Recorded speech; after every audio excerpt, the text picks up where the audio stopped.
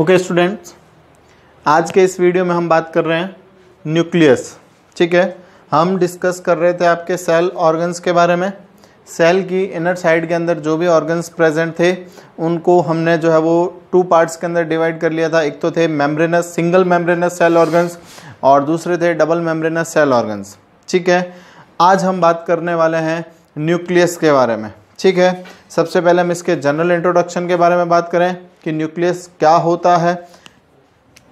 Nucleus ये कह सकते हैं कि controlling centre of the cell, controlling centre of the cell,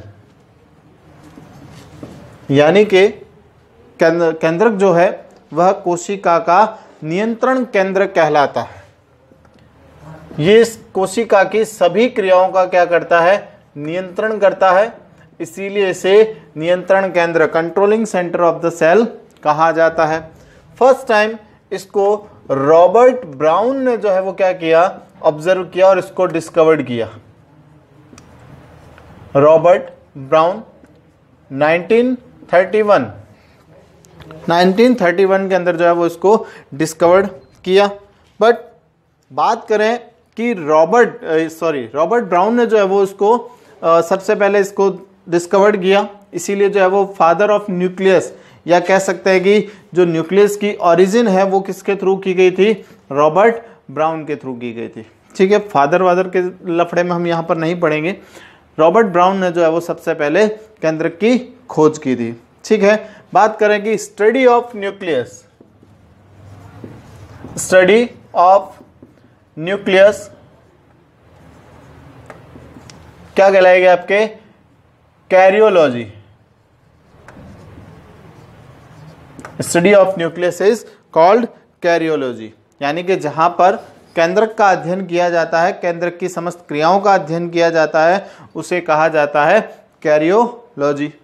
clear है? ये तो हो गई आपके बात न्यूक्लियस के बारे में, जनरल इंट्रोडक्शन। अब बात करें कि केंद्रक कौन कौन सी कोशिकाओं के अंदर पाया जाता है और कौन कौन सी कोशिकाओं के अंदर नहीं पाया जाता है। तो सबसे पहले बात करें कि जो न्यूक्लियस है वो यूकैरियोटिक सेल्स के अंदर क्या होगा, प्रेजेंट होगा। जो यूकैरियोटिक सेल्स होती है इनके अंदर ये क्लियरली प्रेजेंट होगा। ठीक है, क्लियरली प्रेजेंट होगा, इसको आप आसानी से देख सकते हैं क्लियरली, और कह सकते हैं कि बाउंडेड होगा। बाउंडेड का मतलब क्या है, देखिए ये मैंने स्ट्रक्चर बना रखी है न्यूक्लियस की। न्यूक्लियस के अंदर जो है वो क्रोमेटिन मटेरियल और न्यूक्लियोलस प्रेजेंट होते हैं। ये सारे मटेरियल अगर मेम्ब्रेन के थ्रू बाउंड होते हैं तो इसको हम बोलते हैं बाउंडेड स्ट्रक्चर, जो कि यूकैरियोटिक सेल्स के अंदर, यूकैरियोटिक सेल भी इसीलिए कहा जाता है क्योंकि इनके अंदर जो न्यूक्लियस होता है वो एक तो बाउंडेड होता है और क्लियरली ऑब्जर्व होता है, इसीलिए इनको यूकैरियोटिक सेल्स कहा जाता है। तो ये यूकैरियोटिक सेल्स के अंदर क्या होगा, प्रेजेंट होगा। अब इनमें एक्सेप्शन क्या है, अपवाद क्या है, जो कि कह सकते हैं कि उनमें नहीं पाया जाता है। Like as RBC of mammals, यानी कि स्तनधारी प्राणियों की लाल रक्त कणिकाओं के अंदर, एरिथ्रोसाइट्स के अंदर जो है वो न्यूक्लियस क्या होता है, एब्सेंट होता है। जो आरबीसी होती है, जैसे कि हमारे ब्लड के अंदर जो आरबीसी होती है उनमें केंद्रक नहीं है, इसीलिए जो आरबी होती है वो प्लेट लाइक स्ट्रक्चर के अंदर प्रेजेंट होती है, चपटी होती है, प्लेट लाइक स्ट्रक्चर के अंदर क्या होती है, प्रेजेंट होती है। और कहाँ नहीं मिलेगा, ये आपको कह सकते हैं कि जो सीव्स ट्यूब्स होती है, जो पादपों की, विकसित पादपों की जो परिपक्व कोशिकाएं होती है, जो सीव्स ट्यूब यानी कि जो चालनी नलिकाएं होती है, जैसे कि आप जाइलम और फ्लोएम की बात करेंगे तो जो फ्लोएम टिश्यू होता है प्लांट के अंदर, उन फ्लोएम टिश्यूज की चालनी नलिकाओं के अंदर जो कोशिकाएं पाई जाती हैं उनमें केंद्रक का क्या होता है, अभाव होता है। ठीक है, तो मैं यहां लिख देता हूं mature cells of plant. Plant की जो मैच्योर सेल्स होती है वहां पर नहीं प्रेजेंट होगा। बैक्टीरिया में नहीं होता है, और ब्लू ग्रीन एल्गी, इनमें जो है वो न्यूक्लियस क्या होता है, एब्सेंट होता है। क्लियर है? इनके अंदर केंद्रक क्या होता है, नहीं पाया जाता है। और किसमें नहीं मिलेगा, प्रोकैरियोटिक सेल्स,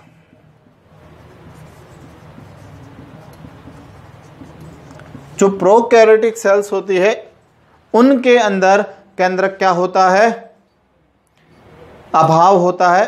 कह सकते हैं कि क्रोमेटिन मटेरियल तो प्रेजेंट होगा, यानी कि जो न्यूक्लियर मटेरियल है, क्रोमोसोम्स वगैरह जो है वो तो प्रोकैरियोटिक सेल्स के अंदर प्रेजेंट होंगे।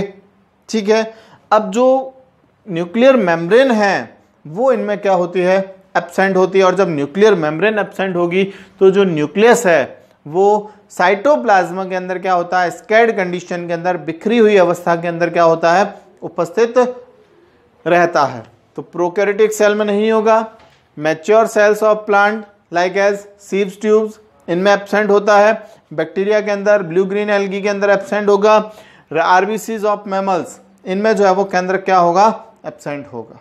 क्लियर हो गई बात? Next,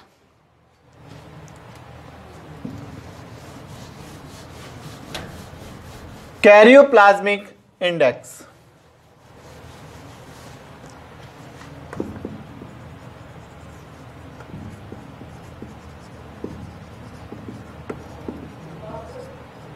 what is karyoplasmic index? एक साइंटिस्ट है हार्टविंग,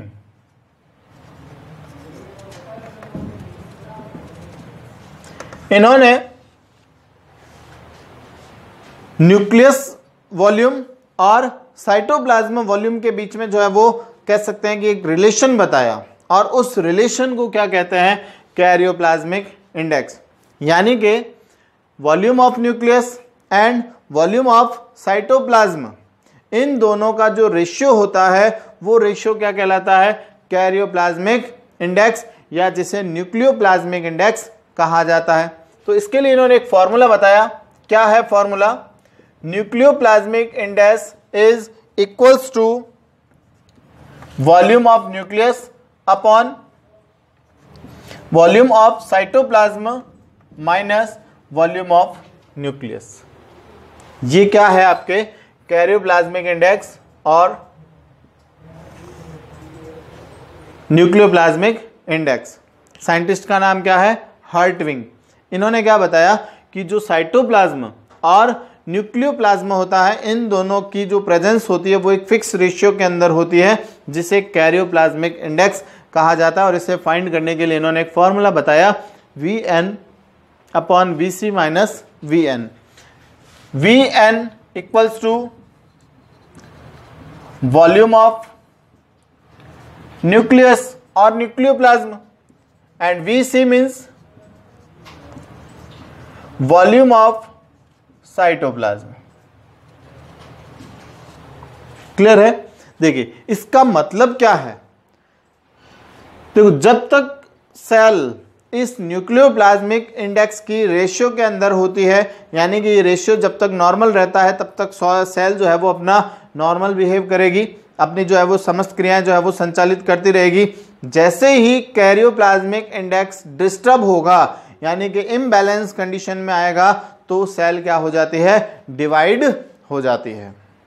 समझ में आ गई बात? तो जो न्यूक्लियोप्लाज्मिक इंडेक्स होता है, इसका मतलब ये होता है कि सेल कब डिवाइड करेगी, यानी कि वो विभाजन कब करेगी, जब कोशिका द्रव्य और केंद्रक द्रव्य के अंदर क्या हो जाए, अंतर उत्पन्न हो जाए, या इनका अनुपात जब गड़बड़ हो जाए, तब कोशिका जो है वो क्या कर देती है, विभाजन शुरू कर देती है। और इस विभाजन की प्रक्रिया के द्वारा कोशिका फिर से जो है वो अपने न्यूक्लियोप्लाज्मिक इंडेक्स को लेवल में ले आती है, यानी कि उसका बैलेंस जो है वो क्या कर लेती है, बराबर कर लेती है। ये होता है आपके कैरियोप्लाज्मिक इंडेक्स। नेक्स्ट हम डिस्कस करते हैं स्ट्रक्चर ऑफ न्यूक्लियस, यानी कि जो केंद्रक है इसकी संरचना किस प्रकार की होती है। स्ट्रक्चर ऑफ न्यूक्लियस, यानी कि केंद्रक की संरचना। केंद्रक की संरचना को हम 4 भागों के अंदर विभाजित करते हैं, यानी कि जो केंद्रक देख रहे हैं इसकी संरचना को हम 4 भागों के अंदर विभाजित करते हैं। सबसे पहला पार्ट होगा आपके न्यूक्लियर मेम्ब्रेन। यानी कि केंद्रकीय झिल्ली।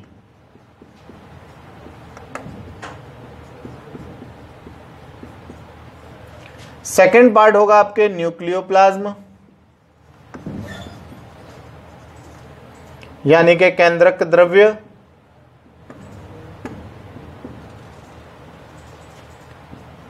थर्ड पार्ट होगा न्यूक्लियोलस, यानी कि केंद्रिका। और फोर्थ पार्ट होता है क्रोमेटिन रेटिकुलम,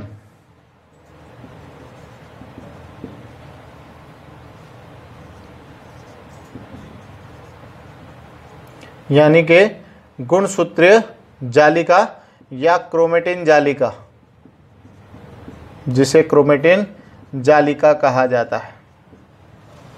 तो केंद्रक की संरचना का जो अध्ययन है वो हम इन 4 पॉइंट के अंदर करेंगे। ठीक है, सबसे पहला पार्ट हम देखते हैं न्यूक्लियर मेम्ब्रेन।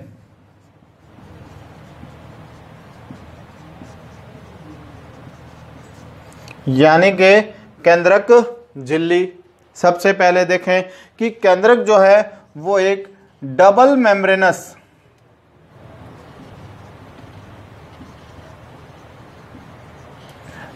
मेम्ब्रेनस ऑर्गन होता है। यानी कि इसकी जो झिल्ली होती है वो क्या होती है, दोहरी झिल्ली होती है, डबल लेयर मिलती है इसके अंदर। और हर एक लेयर की जो थिकनेस होती है वो होती है आपके 75 एंगस्ट्रम। ठीक है, यानी कि आप ये स्ट्रक्चर देखिए, जो आउटर मेम्ब्रेन है ये तो हो जाएगा आपके आउटर मेम्ब्रेन, और दूसरी वाली हो जाएगी आपके इनर मेम्ब्रेन। ठीक है, दोनों की जो थिकनेस है वो क्या होगी आपके 75 एंगस्ट्रम। दोनों मेम्ब्रेन्स के बीच में, बिटवीन आउटर और इनर मेम्ब्रेन, एक स्पेस प्रेजेंट होगा। इस स्पेस को कहा जाता है आपके perinuclear space. Perinuclear space, जिसकी वेड्थ होती है आपके 100 to 300 एंगस्ट्रम। क्लियर हो गई बात। डबल मेम्ब्रेनस ऑर्गन है, आउटर मेम्ब्रेन और इनर मेम्ब्रेन। दोनों मेम्ब्रेन्स की थिकनेस होगी आपके 75 एंगस्ट्रम। और पेरीन्यूक्लियर स्पेस, यानी कि दोनों मेम्ब्रेन्स के बीच में जो स्पेस प्रेजेंट होता है उसे पेरीन्यूक्लियर स्पेस कहेंगे, यानी कि परिकेंद्रकीय अवकाश। और ये होता है आपके 100 से 300 एंगस्ट्रम का। ठीक है, ये तो हो गई इसकी आउटर स्ट्रक्चर। अब देखिए जो इसकी डबल मेम्ब्रेनस स्ट्रक्चर है ये बिल्कुल प्लाज्मा मेम्ब्रेन की तरह होती है। हम प्लाज्मा मेम्ब्रेन की स्ट्रक्चर जो है वो बात कर चुके हैं। आप चाहे तो उसके वीडियो के अंदर, वीडियो प्लेलिस्ट के अंदर जाकर के वो वाला वीडियो देख सकते हैं। प्लाज्मा मेम्ब्रेन की स्पेशल कैरेक्टर्स क्या है कि ये एक तो प्रोटीन और लिपिड से बनी होती है, प्रोटीन प्लस लिपिड, जिसे क्या कहा जाता है, लिपोप्रोटीन। तो लिपोप्रोटीन से बनी मेम्ब्रेनस होती है। ठीक है, दूसरी बात, प्लाज्मा मेम्ब्रेन की तरह ये भी क्या होती है, सेमी परमिएबल होती है। सेमी परमिएबल मेम्ब्रेन की तरह काम करेगी, अर्धपारगम्य झिल्ली की तरह काम करती है। इसकी बाहरी सतह पर जो बाहरी मेम्ब्रेन है, जो बाहरी झिल्ली होती है, उस बाह्य झिल्ली पर राइबोसोम के कण क्या होते हैं, चिपके रहते हैं। यानी कि केंद्रक की बाह्य झिल्ली के ऊपर केंद्रक के कण जो है वो चिपके रहते हैं, राइबोसोम्स के कण जो है वह चिपके रहते हैं। इसलिए जो बाहरी सतह है वो कैसी दिखाई देती है, रफ सरफेस दिखाई देती है, खुरदरी सतह के रूप में दिखाई देती है। तो जो बाहरी सरफेस होगी वो राइबोसोम्स की प्रेजेंस के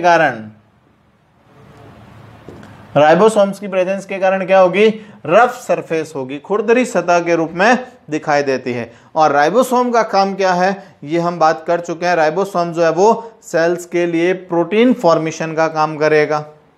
और जो ये जो न्यूक्लियर मेम्ब्रेन और जो सेल मेम्ब्रेन बनती है, इसके लिए प्रोटीन फॉर्मेशन, प्रोटीन सिंथेसिस जो है वो राइबोसोम के थ्रू किया जाता है। ठीक है, और जो बाकी सेल ऑर्गन्स होते हैं लाइक एंडोप्लाज्मिक रेटिकुलम, ये सब इस न्यूक्लियर मेम्ब्रेन के साथ क्या होते हैं, अटैच होते हैं इस तरह से। ये एंडोप्लाज्मिक रेटिकुलम वगैरह जो है, गोल्गी काइज, ये सब न्यूक्लियस की मेम्ब्रेन के साथ में क्या होंगे, अटैच होंगे। ठीक है, अब बात करें कि जो न्यूक्लियर मेम्ब्रेन होती है, इस मेम्ब्रेन में बीच बीच में आपके क्या प्रेजेंट होंगे, पोर्स प्रेजेंट होते हैं, छिद्र पाए जाते हैं। इस झिल्ली में लगभग 500 एंगस्ट्रम टू 800 एंगस्ट्रम साइज के पोर मिलेंगे। इन्हें कहा जाता है न्यूक्लियर पोर, यानी कि केंद्रक छिद्र।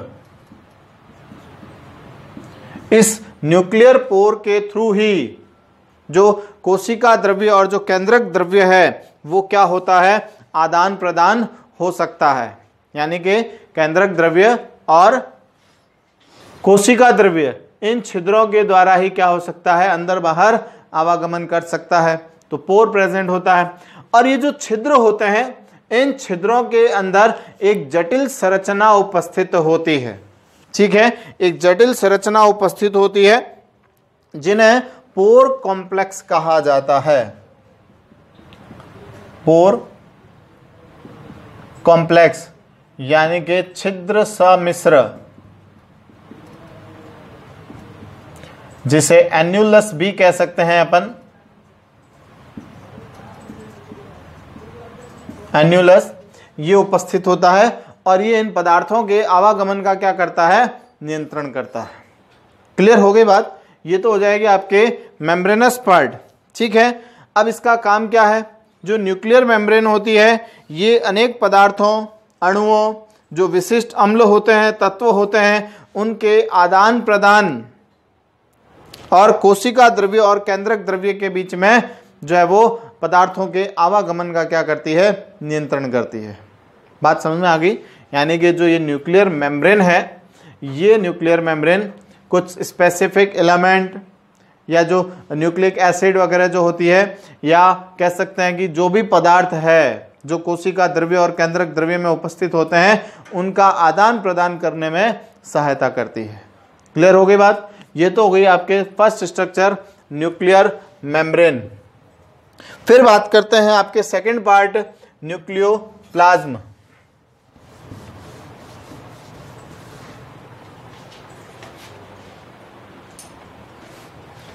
सेकंड पार्ट के बारे में स्टडी करते हैं, न्यूक्लियोप्लाज्म यानी कि केंद्रक द्रव्य। ठीक है, केंद्रक द्रव्य के बारे में हम बात करें। इन दोनों झिल्लियों के बीच में, ये जो केंद्रक झिल्ली होती है, आउटर मेम्ब्रेन और इनर मेम्ब्रेन, इन दोनों मेम्ब्रेन के बीच में एक ट्रांसपेरेंट फ्लूइड भरा रहता है।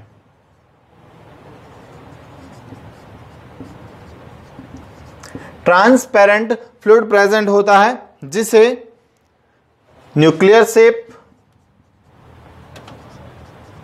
न्यूक्लियस शेप कहा जा सकता है, यानी कि केंद्रक रस,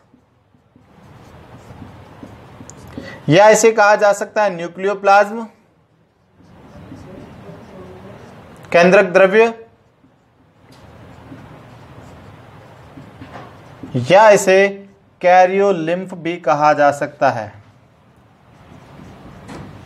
ठीक है, कैरियोलिम्फ भी कहा जाता है। बात समझ में आ गई? यानी कि जो ये अंदर द्रव भरा रहता है इन दोनों झिल्लियों के बीच में, एक तो ट्रांसपेरेंट होगा, पारदर्शी द्रव पाया जाता है।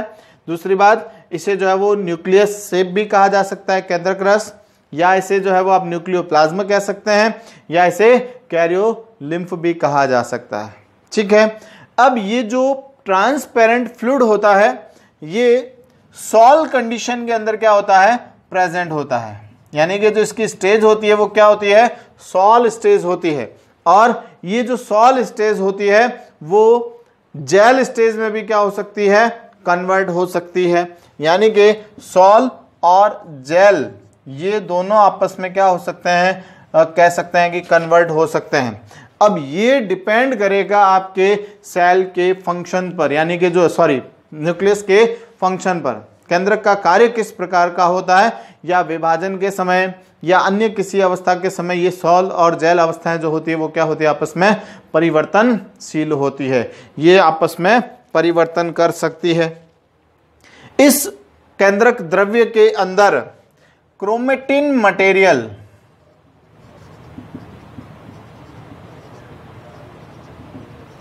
यानी कि गुणसूत्रीय पदार्थ क्या रहता है, बिखरी हुई अवस्था के अंदर पाया जाता है। जो गुणसूत्रीय पदार्थ होते हैं वो इस केंद्रक द्रव्य के अंदर क्या होते हैं, उपस्थित रहते हैं। इसके अलावा इस केंद्रक द्रव्य के अंदर एक और चीज पाई जाती है जिसे कहा जाता है न्यूक्लियोलस या केंद्रिका, जो हम अगले पार्ट के अंदर डिस्कस करने वाले हैं। तो ये हो जाएगा आपके न्यूक्लियोप्लाज्म, जो कि एक ट्रांसपेरेंट प्रोटीनियस फ्लूइड होता है, सॉल कंडीशन के अंदर प्रेजेंट होता है। रिक्वायरमेंट होने पर ये जेल में भी कन्वर्ट हो सकता है। सॉल और जेल ये दोनों आपस में कन्वर्टेबल जो है वो फेज होती है, दोनों आपस में सेल की फंक्शंस के अकॉर्डिंग जो है वो अपनी स्ट्रक्चर में चेंज कर सकते हैं। और इस प्लाज्मा के अंदर, न्यूक्लियोप्लाज्मा के अंदर क्रोमेटिन मटेरियल जो है वो प्रेजेंट होता है और एक न्यूक्लियोलस जो है वो इसके अंदर क्या होगी, प्रेजेंट होगी। ये तो हो गई आपके न्यूक्लियोप्लाज्मा की बात।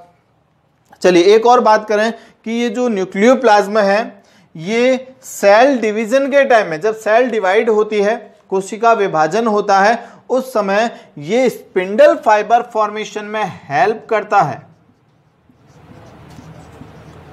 स्पिंडल फाइबर फॉर्मेशन यानी कि तर्कु तंतुओं के निर्माण में क्या करता है, सहायता करता है।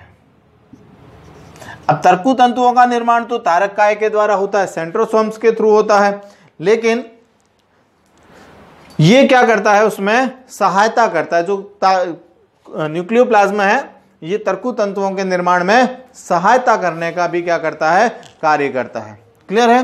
तो ये तो हो गई आपके इसके बारे में बात।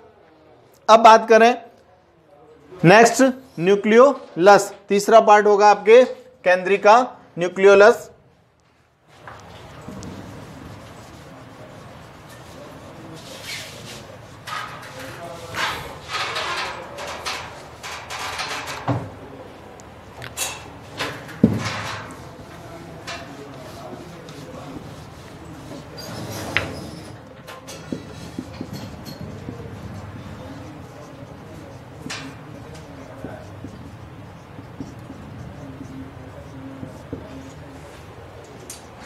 देखिए मैं इसका नोमेनक्लेचर जो है वो पूरा कर देता हूं। ये इसके अंदर जो लिक्विड पार्ट प्रेजेंट है ये हो जाएगा आपके न्यूक्लियोप्लाज्म, ये हो जाएगा आपके न्यूक्लियोलस यानी कि केंद्रिका, और इसके अंदर जो ये आप थ्रेड लाइक स्ट्रक्चर, धागे समान संरचना के अंदर देख रहे हैं, ये हो जाएगा आपके क्रोमेटिन मटेरियल।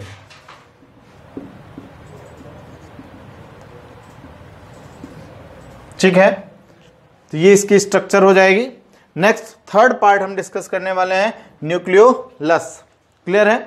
केंद्रक के अंदर सामान्यतया एक ही मिलेगी, लेकिन कुछ कोशिकाओं के अंदर ये एक से ज्यादा भी हो सकती है, यानी कि दो केंद्रिकाएं भी उपस्थित हो सकती है। जैसे कि आपने एग्जांपल देखा होगा, ग्रास ऊपर जो टिड्डे होते हैं उनकी कोशिकाओं के अंदर जो केंद्र के अंदर जो न्यूक्लियोलस होती है वो दो पाई जाती है। तो ये अलग अलग संख्याएं निर्भर करेगी। सामान्यतया एक कोश केंद्र के अंदर एक ही केंद्रिका जो है वो क्या होती है, उपस्थित होती है। मैंने यहाँ पर इसकी अलग से जो है वो स्ट्रक्चर बना रखी है, ये न्यूक्लियोलस की एक स्ट्रक्चर है। ठीक है, बात करें सबसे पहले न्यूक्लियोलस को डिस्कवर्ड किसने किया? फोंटाना, एक साइंटिस्ट है फोंटाना, जिन्होंने जो है वो इस केंद्रिका की खोज की, और बॉमन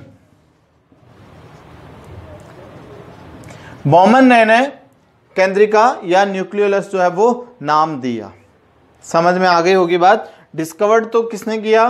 फोंटाना, FW फोंटाना, और बॉमन ने जो है वो इसे क्या नाम दिया? न्यूक्लियोलस, यानी कि केंद्रिका नाम जो है वो बॉमन के थ्रू दिया गया।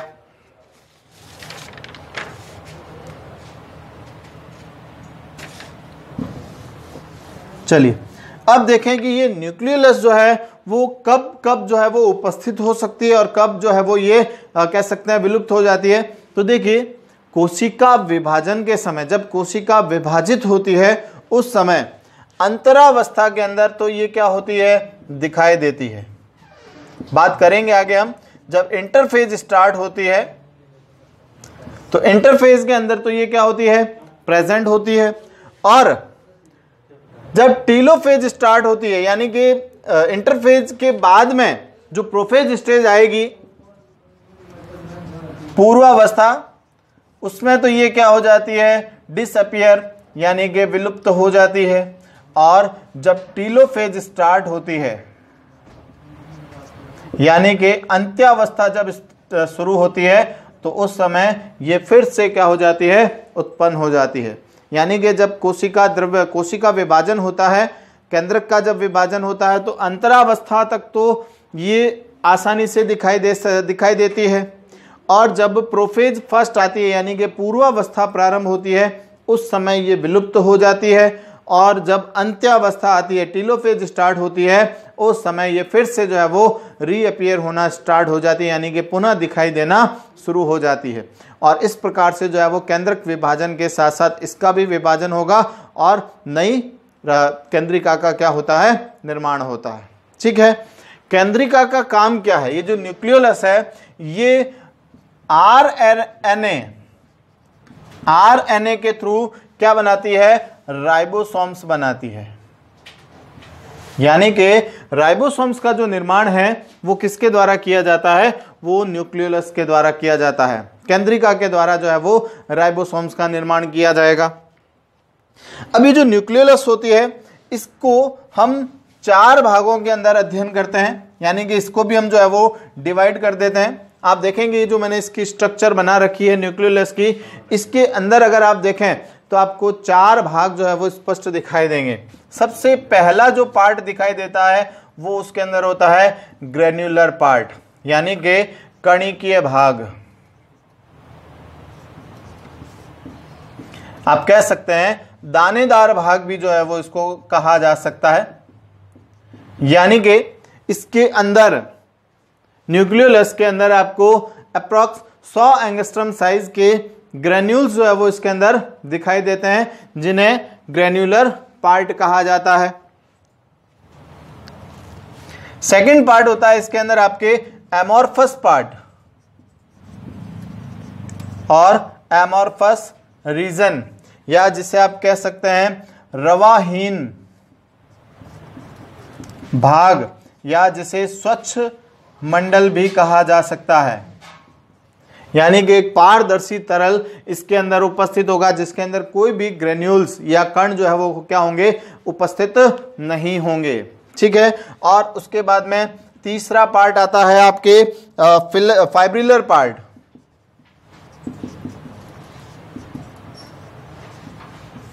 यानी कि तंतु क्षेत्र, फाइब्रिलर पार्ट और तंतु क्षेत्र। देखिए ये जो आपको ग्रेन्यूल्स दिख रहे हैं, ये तो हो जाएगा सबसे पहले ग्रेन्युलर रीजन, और इसके अंदर जो है वो जो ये आप जो ब्लैंक स्पेस दिखाई दे रहा है, इसको मैंने शो कर रखा है आपके एमॉर्फस रीजन। ठीक है, और उसके बाद में ये आपको फिलामेंट, यहां पर कुछ फिलामेंट जो है वो प्रेजेंट होते हैं, फाइब्रिल्स प्रेजेंट होते हैं। 50 to 80 एंगस्ट्रम लेंथ के फाइब्रिल्स प्रेजेंट होते हैं, तंतु क्षेत्र उपस्थित होते हैं, जिसे कहा जाता है फाइब्रिलर रीजन। तंतुक क्षेत्र उपस्थित होता है। और फोर्थ पार्ट होता है आपके न्यूक्लियर क्रोमेटिन, यानी कि केंद्रकीय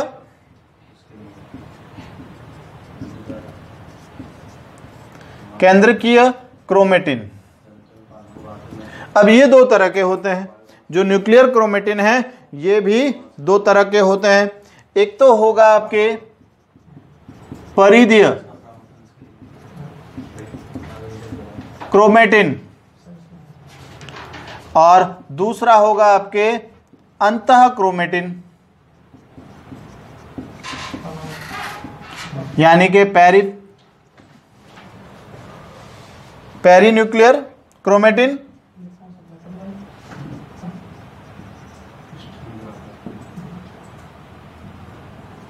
और फिर हो जाएगा आपके इनर न्यूक्लियर क्रोमेटिन। देखिए ये जो आप बाहर की तरफ ये जो पार्ट देख रहे हैं ये तो हो जाएगा आपके बाह्य या जिसे परिधीय क्रोमेटिन कह सकते हैं, गुणसूत्रीय पदार्थ कह सकते हैं, परिधीय क्रोमेटिन।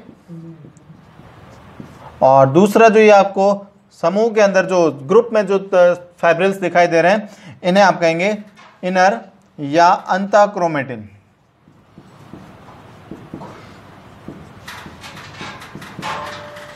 क्लियर हो गई बात?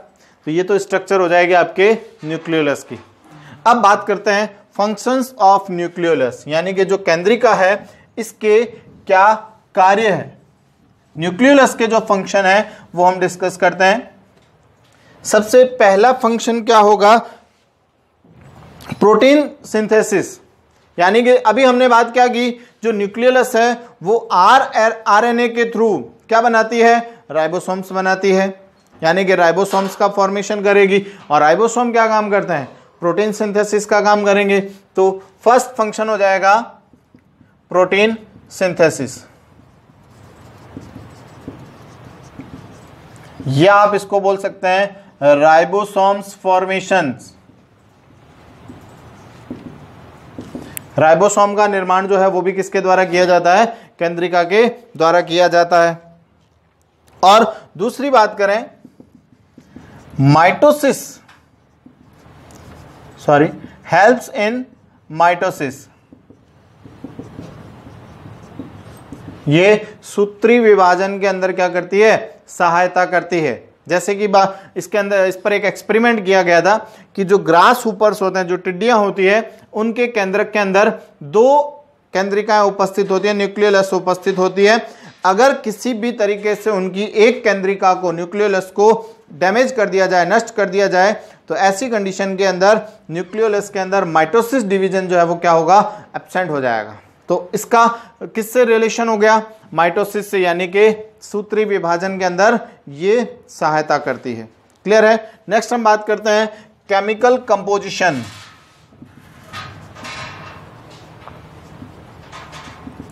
Chemical composition of nucleolus, chemical composition of nucleolus. देखिए इसमें आरएनए प्लस प्रोटीन प्रेजेंट होती है, यानी कि आरएनए प्रेजेंट होगा, प्रोटीन प्रेजेंट होगा, और इनके अराउंड आरएनए और प्रोटीन के चारों तरफ क्या पाया जाता है, डीएनए पाया जाता है। आरएनए और प्रोटीन के चारों तरफ डीएनए भी क्या होता है, एक रिंग फॉर्म के अंदर प्रेजेंट होगा, एक वलय बनाती हुई संरचना के रूप में क्या होता है, उपस्थित होता है। ठीक है, इसके अलावा इसमें आपको मिलेंगे फॉस्फोप्रोटीन, फॉस्फोप्रोटीन, और कुछ एंजाइम्स भी इसके अंदर प्रेजेंट होंगे, like as phosphatase enzymes etcetera. ये एंजाइम्स भी इसके अंदर क्या होते हैं, प्रेजेंट होते हैं। क्लियर हो गई बात? ये तो हो गया आपके third part nucleolus. And next हम डिस्कस करते हैं आपके क्रोमेटिन रेटिकुलम, यानी कि क्रोमेटिन जालिका या गुणसूत्रीय जालिका। फोर्थ पार्ट हो जाएगा आपके क्रोमेटिन रेटिकुलम, क्रोमेटिन जालिका। देखिए केंद्रक की संरचना के अंदर एक धागे समान संरचना के रूप में हल्के अभिरंजित, यानी कि लाइट स्टेन रीजन्स जो है वो इसके अंदर प्रेजेंट होते हैं, जिन्हें क्या कहा जाता है, क्रोमेटिन रेटिकुलम कहा जाता है। और जब सेल डिवीजन स्टार्ट होता है तब ये क्रोमेटिन मटेरियल या जो क्रोमेटिन रेटिकुलम है ये क्या होता है, क्रोमोसोम्स का निर्माण कर देता है, गुणसूत्रों का निर्माण कर देता है। तो कोशिका के अंदर कोशिका विभाजन के समय जो गुणसूत्र उत्पन्न होते हैं वो इसी क्रोमेटिन रेटिकुलम से जनरेट होते हैं। देखिए ये जो क्रोमेटिन मटेरियल होता है इसमें कुछ पार्ट ऐसे होते हैं जो डार्क स्टेन होते हैं, कुछ पार्ट ऐसे होते हैं डार्क स्टेन होते हैं, और कुछ पार्ट ऐसे होते हैं जो लाइट स्टेन होते हैं, यानी कि हल्के अभिरंजित और गहरे अभिरंजित भाग होते हैं। जो गहरे अभिरंजित भाग होते हैं उन्हें कहा जाता है हेटेरोक्रोमेटिन। हिंदी में भी यही नाम चलेगा, हेटेरोक्रोमेटिन। यानी कि जो गहरे अभिरंजित क्षेत्र डार्क स्टेन पार्ट होते हैं वो तो कहलाते हैं आपके हेटेरोक्रोमेटिन, और जो लाइट स्टेन पार्ट यानी कि हल्के अभिरंजित क्षेत्र होते हैं इन्हें कहा जाता है यूक्रोमेटिन।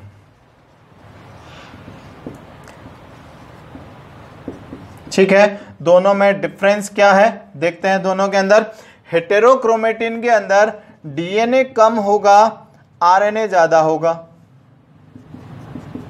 डीएनए की मात्रा कम, आरएनए की मात्रा ज्यादा होती है। यूक्रोमेटिन के अंदर डीएनए की मात्रा ज्यादा होती है और आरएनए की मात्रा जो है वो क्या होती है, कम होती है। ठीक है, पहला डिफरेंस तो ये हो गया। दूसरी बात करें, जो हेटेरोक्रोमेटिन होता है वो जेनेटिकली इनर्ट होता है, यानी कि आनुवांशिक रूप से इनएक्टिव होगा, कह सकते हैं निष्क्रिय होता है। आनुवंशिक रूप से निष्क्रिय, और ये जो है वो आनुवांशिक रूप से क्या होते हैं, सक्रिय होते हैं।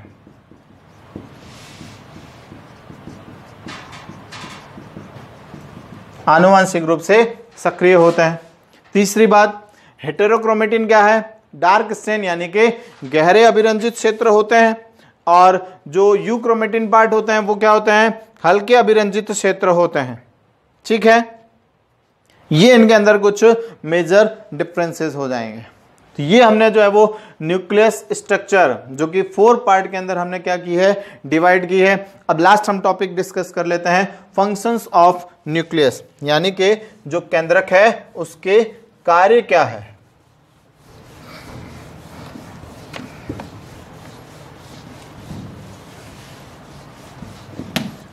फर्स्ट फंक्शन देखिए, कंट्रोलिंग सेंटर ऑफ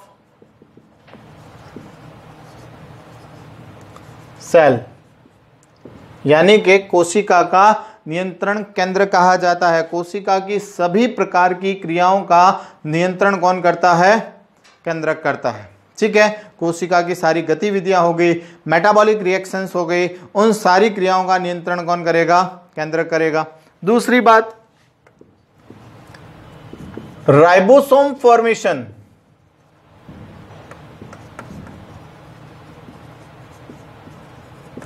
अब राइबोसोम फॉर्मेशन तो न्यूक्लियोलस करती है, केंद्रिका करती है, लेकिन केंद्रिका कहां उपस्थित है, केंद्रक के अंदर उपस्थित है, तो कार्य तो किसका हुआ, केंद्रक का हुआ।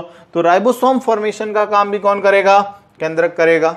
ठीक है, फिर तीसरी बात करें कि ये क्या होता है, आनुवांशिक क्रियाओं में भाग लेता है। जो जेनेटिकल या जो हेरिडेटरी कैरेक्टर्स होते हैं उनका कंट्रोल कौन करता है, न्यूक्लियस करता है। तो कह सकते हैं ये आनुवांशिक क्रियाओं में, या कह सकते हैं कि पार्टिसिपेट इन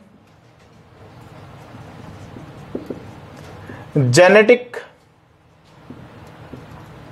फंक्शन, आनुवांशिक क्रियाओं के अंदर क्या करता है, नियंत्रण का कार्य करता है। Next, control of cell division,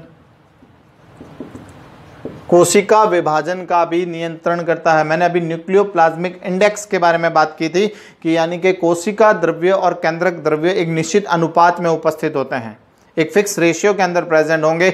जैसे ही ये रेशियो डिस्टर्ब होगा, ये अनुपात अस्थिर होगा, कोशिका विभाजन की प्रक्रिया जो है वो शुरू कर देती है। तो ये किसमें डिस्टर्ब हो रहा है, न्यूक्लियोप्लाज्मिक इंडेक्स में डिस्टर्ब हो रहा है। तो इसलिए जो है वो कोशिका विभाजन का नियंत्रण जो है, सेल डिवीजन का जो नियंत्रण है वो भी कौन करेगा, न्यूक्लियस करेगा।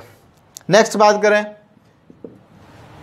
न्यूक्लियोप्लाज्म और साइटोप्लाज्म के बीच में जो मटेरियल का जो एक्सचेंज है वो भी किसके थ्रू हो रहा है, न्यूक्लियर मेम्ब्रेन के थ्रू हो रहा है। तो कोई पदार्थों के आवागमन का नियंत्रण भी किसके द्वारा किया जाता है, केंद्रक के द्वारा किया जाता है। कोशिका, द्रव्य और केंद्रक के बीच में पदार्थों का नियंत्रण, आवागमन जो है वो भी इसी के द्वारा किया जाता है। ठीक है, तो आज के इस वीडियो के अंदर हमने केंद्रक की पूरी संरचना के बारे में बात करी है। नेक्स्ट वीडियो के अंदर आगे हम डिस्कस करेंगे क्रोमोसोम्स के बारे में, जो कि एक क्रोमेटिन मटेरियल से जो है वो डेवलप्ड होता है। क्रोमोसोम्स के बारे में नेक्स्ट वीडियो के अंदर डिस्कस करेंगे।